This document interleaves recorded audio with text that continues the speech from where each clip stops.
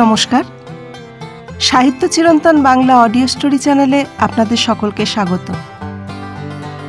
সাহিত্য চিরন্তনের আজকের নিবেদন সতীশচন্দ্র ঘটকের লেখা দেশ ছাড়া।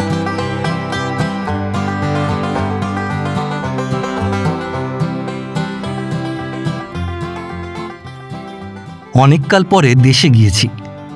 ফি বৎসরী পুজোর ছুটিতে পশ্চিমে যাই, সেবার সে নিয়মটা উল্টে দিলুম।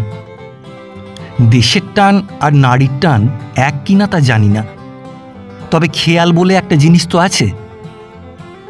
স্বদেশী বন্ধুরা কিন্তু তা বুঝলে না। তারা বাহবা দিয়ে পত্র লিখলে একেই তো বলে দেশপ্রেম। আমিও গাঢ় গম্ভীর ভাষায় উত্তর দিলুম, ম্যালেরিয়ায় ধরে কুইনাইন খাবো, না হয় পিলের বোঝা পেটে নিয়ে মায়ের কোলেই চোখ বুঝব। তা বলে অভাগিনী পল্লিমাকে আর কাঁদাতে পারি না। মা যে আমাদের শোকেই উৎসন্ন যেতে বসেছে। সকলে এক বাক্যে জানালে, ফিরে এসো, তোমাকে দিয়ে গোলদিঘিতে বক্তৃতা দেওয়াব। 2-4 দিন কাটলো একরকম মন্দ নয়। আধভোলা লোকজন, মাঠ ঘাট, বাগান বাড়ি সবই আমার মনের চোখে নতুন হয়ে উঠল। তার ওপর টাটকা মাছ ও খাঁটি দুধ, যার মধ্যে শক্ত ও তরল জল যথাক্রমে তাদের নিরসত্ব সঞ্চার করতে পারেনি, আমার শহুরে জীবকে বেশ একটা তৃপ্তির চমক দিলে। কিন্তু বেশি দিন এভাব রইল না। কাজের অভাবের জন্য একটা অস্বস্তি বোধ করতে লাগলাম। করি কি? পাড়া গিয়ে লোকের সঙ্গে ক্ষেত খামার, গাই বলদ, নৌকা ডোঙা ও দলাদলির কথাবার্তা নিয়ে কি দিন কাটানো চলে? আমি ছিপ নিয়ে খিড়কির ডোবায় গিয়ে বসে পড়লুম। সকাল বিকাল দুবেলাই মাছ ধরার ব্যাসনে নিযুক্ত থেকে আমি বেশ আমোদের সঙ্গেই সময়কে ফাঁকি দিতে লাগলুম। এ তো কলকাতার পুকুরে মাছ ধরা নয় যে ফাতনার দিকে চেয়ে চেয়েই চোখ ক্ষয়ে যাবে। এখানে ফেলবা মাত্রই তোলো। বর্ষায় হাওড় বিলের জল নালা খাল দিয়ে এসে পুকুরে পড়েছে রাজ্যের মাছ নিয়ে। তারপর বন্যার জল টেনে গেছে, নালা খাল শুকিয়ে মাঠ। পুকুর কিন্তু রয়ে গেছে মাছ বোঝাই। বড় মজা এই দেশের পুকুরে মাছ ধরা। ধরা বাঁধা প্রত্যাশার মধ্যে কোনো রোম্যান্স নেই। স্থির নিশ্চয়ের মধ্যে মন ক্লান্ত হয়ে পড়ে। এখানে কিন্তু সবই অনিশ্চিত। কোনবার কী মাছ উঠবে কে বলতে পারে। পুঁটি, পাবদা, ট্যাংরা, কই, মাগুর সকলেরই সমান সম্ভাবনা। পুকুরের পাউড়ির ওপর গুটি কয়েক দেশি আম গাছ ছিল। তাদের কারোবা নাম জড়ানে চারা, কারোবা নাম মিছরে, কারোবা নাম বেতবুনে, কারোবা নাম বগঠুঁটো। আমি বেতবুনে আম গাছের একটা জলপ্রান্তচারী লম্বা শিকড়ের ওপর আমার দৈনিক আসনের প্রতিষ্ঠা করেছিলাম। সেদিন শিকড়ের পাশে খালুইটাকে রেখে ছিপের ডগা দিয়ে একটা ভাসমান কলমির দামকে সরাতে যাচ্ছি। এমন সময় আমার খুড়তুতো ভাই গঙ্গারাম এসে সেখানে উপস্থিত। তার হাতে একটা দোনলা বন্দুক। আমাদের 51বর্তী পরিবার, খুড়তুতো, জ্যাঠতুতো ও সহোদর ভাই নিয়ে আমরা প্রায় 16-17 জন। তার মধ্যে অধিকাংশই কলকাতায় থেকে পড়ে কিংবা চাকরি করে। গঙ্গারামকেও পড়বার জন্য কলকাতায় আনা হয়েছিল, কিন্তু সে যখন 7 বছরের 4টি ক্লাসের সিঁড়ি ভেঙেই একেবারে হাঁপিয়ে পড়ল, তখন তার কিছু হবে না বলেই তাকে দেশে ফেরত পাঠানো হয়। সেই অবধি সেও বিভীষিকার হাত থেকে পরিত্রাণ পেয়ে মহাসুখে দেশেই বসবাস করছে। তার যে প্রতিভা, লেখাপড়ায় নিজেকে প্রমাণ করতে পারেনি, তাই বৈষয়িক ব্যাপারে এত আশাতীত তেজের সঙ্গে স্ফূর্ত হয়ে উঠল যে বুড়ো কর্তারা বিষয় আশয় রক্ষার ভার এখন প্রায় তার উপরেই ছেড়ে দিয়ে নিশ্চিন্ত আছেন। সমস্ত জোদ জমা, আদায় উসুল, কর্য দাদন, নালিশ দলিল এখন তার নখদর্পণে। রায়েতরা তাকেই ভয় ভক্তির ষোড়শোপচারে পুজো দেয়। তাছাড়া সে এখন ইউনিয়ন বোর্ডের প্রেসিডেন্ট এবং গ্রাম্য কোঅপারেটিভ ব্যাংকের ডিরেক্টর। আবার হোমিওপ্যাথিক ডাক্তারিতেও সে বেশ একটু প্রতিপত্তি করে ফেলেছে। আশপাশের 5-7খানা গ্রাম থেকে তার কল আসে। গঙ্গারাম ডাকলে, দাদা, কী রে, বন্দুক নিয়ে কোথায় যাচ্ছিস? বলে আমি ছিপের ডগা দিয়ে কলমির দামটাকে দূরে সরিয়ে দিলুম। যাচ্ছি না কোথাও, তুমি ছুঁড়তে পারো না দাদা? ও আর ছুঁড়তে কী লাগে, এই দেখ, এই কলমির দামগুলোকে তুলে ফেলিস। কাল একটা এত বড় কই মাছ তুলেছিলুম আর কি, ওইতে বেঁধে পড়ে গেল। কেন দাদা মিছে কষ্ট করো দুটো মাছের জন্যে? ওসব কি তোমাদের অভ্যেস আছে? তুমি বাড়ি এসেছো, মাছের ভাবনা কি করে মাছ ধরতে হয় আজ দেখাবো খন। একটি খেয়ন জাল ফেলে। ও, জাল ফেলে? জাল দিয়ে ধরা মাছ ভালো লাগে না। হ্যাঁ আচ্ছা, না ধরলুম জাল দিয়ে। পোলো আছে, বোমা আছে, ক্যাঁচা আছে, রাবানি আছে। তুমি শুধু হুকুম করবে আর দাঁড়িয়ে দেখবে। হ্যাঁ, লোকে বুঝুক যে তুমি তাদের কর্তাবাবুরও কর্তা। এই দেখ গঙ্গা, তোর ওই এক দোষ, তুই আমাকে ব্যস্ত করে মারিস। তোর জন্যে নিজের মনে যা খুশি তা করবার জো নেই। তুই কেবলই আমাকে লোকের সামনে তুলে ধরে নাচাতে চাস, যেন আর কারো দাদা লেখাপড়াও শেখেনি আর কলকাতাতেও থাকে না। নে সরে পড়, মাছগুলোকে না তাড়িয়ে ছাড়বি না। আচ্ছা দাদা, মাছ ধরতেই যদি তোমার এত হাউস, তো বড় পুকুরে চলো না, হুইল নিয়ে বসবে, 7-8 একটা বাঁধবেই, খেলিয়ে সুখ পাবে। আরে না রে না, তারা সব যেন পোষ মানা। এক মুঠো খই ছড়িয়ে দিলে ঘাটের সিঁড়ি পর্যন্ত এসে কি খেলাটাই না করে। আচ্ছা দাদা, তুমি পাখি ভালোবাসো? পাখি? হ্যাঁ নিশ্চয়ই, কি সুন্দর উড়ে বেড়ায় বলতো। আরে আমি তা বলছি না, পাখির মাংস খেতে ভালোবাসো? তার কে না বাসে, আমি তো আর বষ্টম নই। হাড়গুলো মুচমুচ করে গুঁড়ো হয়ে যায়, পাঁঠার মাংসর চেয়ে ঢের ভালো। হ্যাঁ তা পারবো তোমায় খাওয়াতে। এখনও তো মাসখানেক আছো, এই বিলে পাখি সব এসে পড়ে আর কি। এখনই 2-1 আসতে শুরু করেছে, তবে তাদের মারা শক্ত। খুব তফাৎ থেকে খুব নিরিখ করে ফসকালে আর সেদিনেও একটা পাবে না। তা আমার হাতে ফসকায় কম। তোমার তাক কেমন দাদা? কলকাতাতেও আমাদের একটা বন্দুক আছে, কিন্তু তোলাই থাকে। ছুঁড়ব কোথায় আর ছুঁড়বই বা কেন? কাজেই হাতের টিপের চর্চা করবারও অবসর হয়নি, আর পরীক্ষা করবারও নয়। আমি বিজ্ঞের মতো উত্তর করলুম, আরে বন্দুকের আবার তাগ, মাছি রয়েছে কি জন্যে? হো হো করে হাসতে হাসতে গঙ্গারাম বললে, তবেই হয়েছে, 1 মাস যায় তাগ দোরস্ত করতে, তুমি মারতে পারবে না। আত্মাভিমানে ঈষৎ আহত হয়ে আমি নাক কুঁচকে বললুম, তোদের 1 মাস লাগে, আমার লাগবে না। এই ধর, আমি তো কখনো ছুঁড়িনি, কিন্তু এখনই দেখিয়ে দিতে পারি। বলেই ছিপটাকে ফেলে দিয়ে তার হাতের বন্দুক কেড়ে নিলুম এবং উপযুক্ত শিকারের অন্বেষণে চতুর্দিকে দৃষ্টি নিক্ষেপ করতে লাগলুম। অন্বেষণ ব্যর্থ হলো না। 40-50 হাত দূরে একটা তালগাছের মাথার ওপর একটা শকুন দেখতে পেলাম। ওই জন্তুটাকে আমি মোটেই দেখতে পারি না, দেখলেই কেমন রাগ হয়। ও রাগটা বোধ হয় ভয়েরই রূপান্তর, কেননা 2-4 বছর পূর্বেও ওদের দেখে বুকের মধ্যে ছাঁত করে উঠেছে।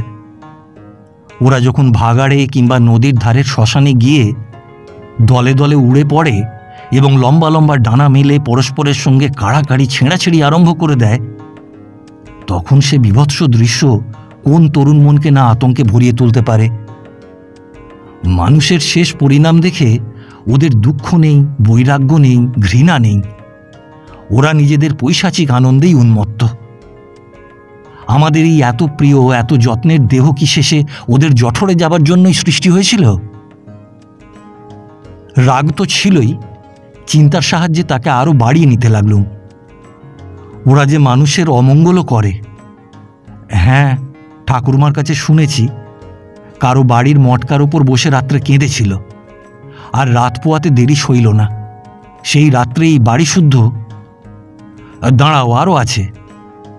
ওরা ঘুরতে ঘুরতে আকাশ দিয়ে নামে, কিন্তু তখন যদি কারোর মাথার ওপর ওদের ছায়া পড়ে, তাহলে কি যেন হয়, ওই ভুলে যাচ্ছি। একটা কঠিন অসুখ বিসুখ কিংবা ওই রকমই কিছু। সাধে আর বিষ্ণু শর্মা ওই বুড়ো শকুনটার নাম দিয়েছিলেন জরদগব। ওরা জরদগবি বটে, ওদের দেখো আর মারো।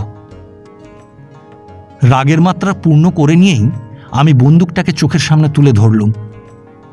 গঙ্গারাম ব্যস্ত হয়ে বললে, এই বন্দুকটায় ধাক্কা দেয় দাদা, এই বুকে না বাঁধিয়ে হাতের গুলোতে বাঁধাও। গঙ্গারামের সাময়িক সতর্কীকরণ গ্রাহ্য করে নিয়ে আমি মিনিট খানেক ধরে তালগাছস্থ শকুনের প্রতি লক্ষ্য স্থির করলুম।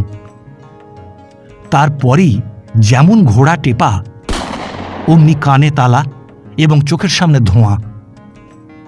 সে দুটো অবশ্য দেখতে দেখতে কেটে গেল, কিন্তু শকুন কোথায়? আমি গঙ্গারামকে জিজ্ঞাসা করলুম, ওই পড়েছে না রে? গঙ্গারাম হেসে বললে, পড়লো আর কই দাদা, তুমি দেখতে পেলে না? সোজা মাঠ পার করে উড়ে চলে গেল। বেশ একটু অপ্রস্তুত হয়ে আমি বললুম, হতেই পারে না, নিশ্চয়ই লেগেছে। আর কেউ হলে এ কথার উত্তর দিত, তাহলে বাসায় গিয়ে মরবে।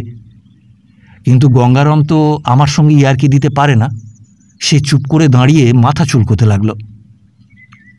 আমি ঈষৎ ভর্ৎসনার স্বরে বললুম, আরে কেন বুঝতে পারছিস না? ডানায় লেগেছে, ডানায় লাগলে তো আর মরে না। আচ্ছা এইবার দেখ। আমার রোখ চড়ে গিয়েছে দেখে গঙ্গারাম বোধহয় কিছু কৌতুক অনুভব করছিল। সে কোনো উচ্চবাচ্য না করে ছিপে সুতো গুটোতে লাগল। বন্দুকের আওয়াজ শুনে সামনে দিগন্ত প্রসারী সবুজ ধানের ঢেউ ভেদ করে দু তিনটি চাষার মাথা চকিতের জন্য উঁচু হয়ে উঠেই আবার ডুবে গেল। কিন্তু কয়েকটি অর্ধ উলঙ্গ চাষার ছেলে, যাদের কৌতূহল অত সহজে নিবৃত্ত হবার নয়, তারা দেওর দিচ্ছে বলে ক্ষেত্র মধ্যবর্তী আলের ওপর দিয়ে দৌড়ে আসতে লাগল। দোনলা বন্দুক আর একটা টোটা নিশ্চয়ই আছে, এই মনে করে আমি বন্দুক কাঁধে ফেলে দু এক পা এগোতে লাগলুম। একটু তফাতে না গেলে তো আর নতুন শিকার মিলবে না। সোহাগীর মা রাত্রের এঁটো থালা বাসন নিয়ে ঘাটে আসছিল। গঙ্গারাম ছিপ ও খালুই তার জিম্মা করে দিয়ে নির্বাক সহিষ্ণুতার সঙ্গে আমার পেছনে পেছনে চলল, এবং তারও পেছনে চলল একদল কলভাসী চাষার ছেলে। এবার তারাও দর্শক। এবার সত্যি মান সংকট। প্রায় এক পোয়া পথ মাঠের ভেতর দিয়ে ধীর পদক্ষেপে চললুম। ভোরের মিষ্টি হাওয়া মাথার চুলের মধ্যে বুলিয়ে দিতে লাগলো কোন অদৃশ্য মায়ের 5 আঙুলের স্পর্শ। এমন টাটকা তাজা হাওয়া কি মাঠের মধ্যে না এলে পাওয়া যায়? বুক পোড়া নিঃশ্বাস আপনা হতে বইতে লাগলো। এরই নাম স্বাভাবিক প্রাণায়াম। একজোড়া ক্ষুধার্ত ফুসফুস যেন কতকাল পরে বাইরের অনন্ত প্রাণভাণ্ডার থেকে প্রাণ সঞ্চয় করবার ছুটি পেয়েছে। পাখি মারার কথা ভুলে গেলুম। পায়ের জুতো খুলে একজন চাষার ছেলের হাতে দিয়ে বললুম, ধর। ঘাসের শিশির যা জুতো ছাড়িয়ে গোড়ালির ওপর দিকটা ভিজিয়ে তুলেছিল, তার প্রাণ জুড়ানো ঠান্ডা কি সমস্ত পায়ে না লাগিয়ে থাকা যায়? কলকাতার সংঘর্ষময় জীবনের যত কিছু সঞ্চিত উত্তাপ পায়ের তলা দিয়ে বেরিয়ে যাক। আর কি মিষ্টি লাগছিল দুপাশের ধানের গন্ধ, যেন সত্যই প্রকৃতি মায়ের অঞ্চলচ্যুত অনুগ্র মধুর সৌরভ। আমন ধানের ঝাড়গুলো থোড় অবস্থা পার হয়ে সবে শীষ ফেলেছে। এক এক শীষে কত না সবুজ ছিটে, কোনোটায় দুধ হয়েছে, কোনোটায় হয়নি। এ যাদের অক্লান্ত পরিশ্রমের ফল, তারা যুগ যুগান্ত ধরে তাদের কীর্তিস্তূপের আড়ালেই অবজ্ঞাত হয়ে লুকিয়ে আছে। অনেক দূরে এসে পড়েছি। আর কিছু দূরেই বিলের অস্পষ্ট রেখা। বিল এখনো বিশেষ সংকুচিত হয়নি। ওপারে গ্রামের কিনারা পর্যন্ত তার দেহ বিস্তারের আভাস। পেছনে চেয়ে দেখি আমাদের গ্রামখানা দূর দূরান্তের অন্যান্য গ্রামের মতোই ঘন পল্লবের আড়ালে আত্মগোপন করেছে। কেবল তার শ্যামল প্রাচীরের উপর মাথা জাগিয়ে রয়েছে আমাদেরই কোঠাবাড়ির চিলে কুঠুরিটা। তার মাথার সাদা কলসিগুলো কাঁচা রোদের স্নিগ্ধ চুম্বনে সোনার কলসির মতো ঝলমল করছে। সৌন্দর্যের ভাবাবেশ ভাঙিয়ে দিয়ে হঠাৎ একজন চাষার ছেলে ব্যগ্রস্বরে বলে উঠল, হ্যাঁ দেখেন কথা, একটা খুঁজি বক। চেয়ে দেখি পথের ধারের শুকনো নালাটার মধ্যে এক জায়গায় একটু জল জমে আছে, আর তার ওপরে যে বাবলা গাছটা নিজের প্রতিবিম্ব দেখবার জন্য ঝুঁকে পড়েছে, তারই একটা কণ্টকিত ডালের ওপর বসে আছে একটা সাধনানিষ্ঠ বক। তার অধনিবদ্ধ দৃষ্টির একাগ্রতা ভঙ্গ করবার মতো কাছাকাছি যেতে আমি সকলকে বারণ করলুম। হ্যাঁ, এও একটা উপযুক্ত শিকার। ও জাতটারই ওপর আমার আর কোনো দয়া নেই, ওরা বড় কৃতঘ্ন। আমার বেশ মনে পড়ে ছেলেবেলায় একটা বক আঁধার রাতের ঝড় ঝাপটে ঘুরপাক খেয়ে আমাদের উঠোনে পড়েছিল। আমি তাকে আদর করে ধরে খাঁচায় পুড়েছিলুম। সে যে মাছ খায় তা কি আমার তখন জানা ছিল? আমি তাকে দুপুর রাতে গেলুম দুধ কলা খাওয়াতে, আর সে মারলে শটান আমার ভুরুর ওপর এক ঠোকর, আর একটু হলেই চোখ উপড়ে দিয়েছিল আর কি। রাগ তেমন জমছে না দেখে আমি গঙ্গারামকে জিজ্ঞাসা করলুম, হ্যাঁ রে, বকের মাংস কি খায়? গঙ্গারাম তার সেই একগাল মামুলি হাসি হেসে বলল, খায়নি তো কখনো দাদা, তবে শুনেছি বেদেরাও খায়, বুনোরাও খায়। ভালো করে রাঁধলে আর মন্দ লাগবে কেন? যা যা, ও অখাদ্য। কিন্তু বকগুলো ভারী পাজি, কি বলিস? সে আর বলছো দাদা, পুকুরের অর্ধেক মাছই তো সাবার করে ওরা। মাছ হচ্ছে আমাদের খাবার, আর ওরা কি জন্যে খাবে? ওদের মতন চোর আর আছে? মাছ কাদের খাবার? কারা চুরি করে খায়? আমি বিরক্ত হয়ে বললুম, তোর কেবল বাজে কথা। বলি, খাবার যদি ওদেরই হয় তাহলেও কি ওই রকমভাবে খাবে? আগে ঠুকে আছড়ে মেরে নিক, তা না জলজান্ত মাছটা ধরপড় করছে আর তাকেই ধরে গিলবে। লক্ষণ ঠিকই বলেছিলেন, ওরা পরম দারুণ। ওরা শকুনের চেয়েও নৃশংস। হ্যাঁ, ওরা একেবারে রাক্ষস দাদা। গিলছে না গিলছেই, ওইটুকুন তো পেট, ধরায় কোথায় তাই ভাবি। আরে কিছু না, ওরা শকুনের চেয়েও নৃশংস। আমি হাঁটু পেতে বসে বন্দুক তুলে ধরলুম। গঙ্গারাম বাধা দিয়ে বললে, দাঁড়াও দাদা, ও এখানে গুলি, একটা ছড়রা পড়িয়ে দিই। জানির চেয়ে কি জানির পরিসর যতদূর সম্ভব বাড়িয়ে দেওয়াই তার উদ্দেশ্য। টোটা বদলের পর আমি কিছুক্ষণ তাক করে নিয়েই বললুম, দেখ গঙ্গা, কেননা এবারে শিকারের দূরত্ব মাত্র 20-25 হাত। কিন্তু কি আশ্চর্য, আওয়াজের সঙ্গে সঙ্গেই কোথায় বকটা মূর্ছিত হয়ে ঘুরে পড়বে তা না, কা কা শব্দে খানিকটা সোজা উপর দিকে উঠেই আমাকে তার লম্বা পেছনের পা দুটো দেখাতে দেখাতে উদাও হয়ে গেল। তাই তো বলে আমি পেছন দিকে চেয়ে দেখি গঙ্গারাম মুখ ফিরিয়ে দাঁড়িয়েছে। বোধহয় তার মুখের চেহারায় এমন কোনো বিশেষ পরিবর্তন ঘটেছে যা সম্ভ্রমের খাতিরেই সে আমাকে দেখাতে পারে না। চাষার ছেলেগুলো কিন্তু হিহি করে হেসে এমন সব কথা বলা বলি করতে লাগলো যা আমার লক্ষ্যভেদের শক্তির প্রশংসা নয়। তাদের একটা ধমক দিয়েই আমি গঙ্গারামকে বললুম, এই 8 টোটা নেই? গঙ্গারাম চকিতের মধ্যেই নিজেকে সংযত করে নিয়ে বললে, হ্যাঁ আছে, আর 2টো পড়িয়ে দিচ্ছি। এবার গাদা বন্দুক নিয়ে আমি হনহন করে বিলের দিকে চললুম। ঠিক বিলের কাজ বরাবর গিয়েছি, এমন সময় গঙ্গারাম আমার কানের কাছে মুখ নিয়ে চাপা ফিসফিস স্বরে বললে, এই দাঁড়াও দাদা, একটা ঘড়িয়া। ঘড়িয়া হয়তো কোনো হিংস্র জন্তু হবে এই মনে করে আমি বিবর্ণ মুখে জিজ্ঞাসা করলুম, এই ঘড়িয়া কি রে? এই ঘড়িয়া জানো না? মরাল, সরাল, দিঘেরি, কালকুচ, মানিকজোর, ঘড়িয়া, এইসবই তো বিলে পাখি। ওই দেখো, ওই জলের মধ্যে কতগুলো লম্বা ঘাস আর সর গাছ, তারই মধ্যে দেখতে পাচ্ছ? খুব নজর করে দেখতে পেলুম বটে, একটা ছোট্ট হাঁস জাতীয় পাখি। চারপাশের কহলার ফুলের মধ্যে তার ছোট দেহটি মানিয়েছিল বেশ। আমি বসে পড়ে বন্দুক উঁচু করতেই গঙ্গারাম অনুনয়ের সুরে বললে, দাদা না হয় এবার আমাকে দাও, ও খুব ভালো পাখি। তার কথার ভেতরকার প্রচ্ছন্ন ইঙ্গিতটা আমার কর্ণমূলকে লাল করে দিল। আমি কোনো কথা না বলে বন্দুকের নিশানে মনোসংযোগ করলুম। গঙ্গারাম ও চাষার ছেলেরা প্রায় মাটির সঙ্গে মিশে শুয়ে পড়ল। বন্দুকের ডগা থেকে একটা ধোঁয়ার রেখা জলের ভেতরকার সরবনের মধ্যে চলে গেল, কিন্তু ঘড়িয়া আর নেই। একটা দীর্ঘ নিঃশ্বাস ফেলে গঙ্গারাম বললে, পালিয়েছে। কোথা দিয়ে পালালো দেখলুম না তো, গুলি খেয়ে ডুবে গিয়েছে নিশ্চয়ই।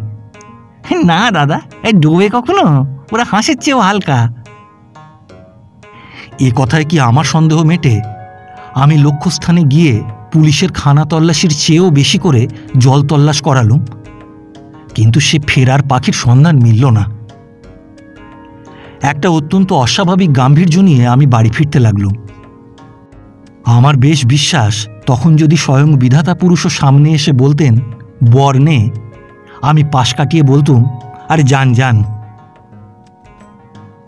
মাঠ পার হয়ে খিড়কির ডোবার পাউড়িতে পা দিয়েই মনে হলো যে বন্দুকে আর একটা টোটা আছে, সেটা আর রাখি কেন, যা হোক কিছু লক্ষ্য করে ছুঁড়ে ফেলি। এই যা হোক কিছুর উদ্দেশ্যে ইতস্তত চাইতেই দেখি পালেদের বাড়ির লাগোয়া বাঁশঝাড়টার ওপর দুটো ঘুঘু বসে আছে। আন্দাজে মনে হলো তারা শখানেক হাত দূরে। তাদের দিকেই ছুঁড়ি, লাগবে তো না জানা কথা। লাগবার হলে আর 20-25 হাত দূরের পাখি পালায়? বিশেষ কোনোই তাগ না করে দিলুম বন্দুক ছুঁড়ে। গঙ্গারাম চেঁচিয়ে উঠল, পড়েছে দাদা, পড়েছে।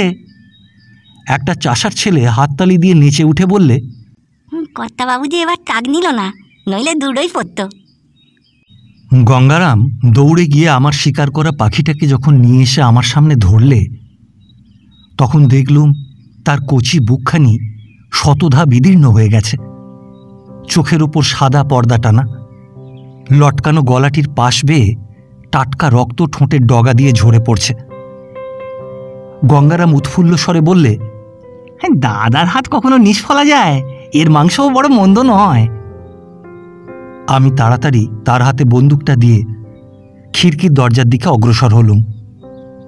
ওদিক দিয়ে কেন দাদা, বৈঠকখানার সামনে দিয়ে চলো, সকলকে দেখিয়ে যাই।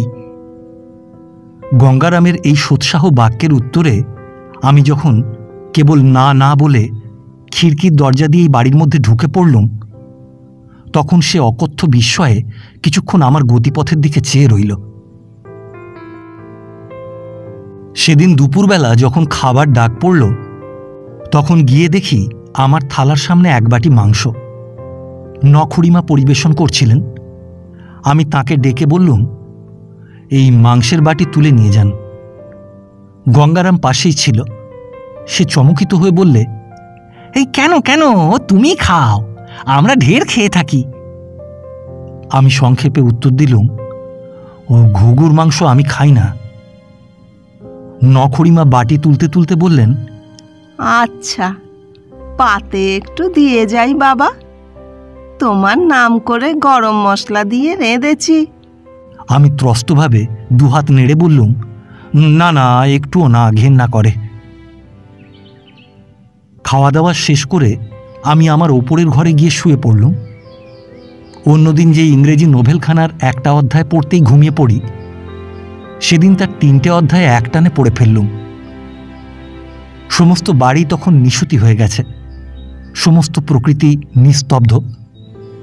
রৌদ্রক্লান্ত পৃথিবীও যেন মানুষের মতোই বিশ্রাম সুখে মগ্ন। হঠাৎ দূর থেকে ভেসে এলো একটি অতি ক্ষীণ ধ্বনি, ঘুর ঘু ঘু।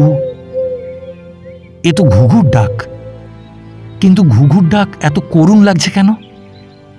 এত করুণ ডাক তো কখনো শুনিনি। না, এ ভালো লাগছে না। উঠে গিয়ে জানলা বন্ধ করলুম। তবু শোনা যাচ্ছে ঘুর ঘু ঘু, ঘুর ঘু ঘু। আরো করুণ, আরো হৃদয় বিদারক। এই অসহ্য করুণ সুরের ডাক কি থামবে না? এ তো ক্ষুধার ডাক নয়, ভয়ের ডাক নয়, মত্ত আহ্বানের ডাকও নয়। এ যেন প্রকৃতির দরবারে একটা সদ্য বিরহের বুক ফাটা নালিশ। কি করলে এ ডাক থামে? আপনা থেকেই থামল।